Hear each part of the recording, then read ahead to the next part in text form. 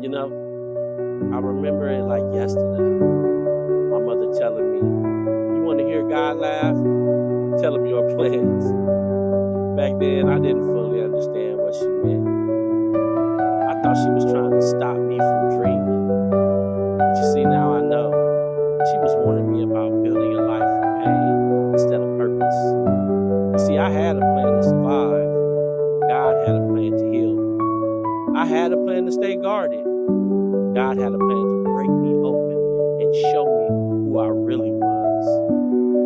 You see, my plan was control.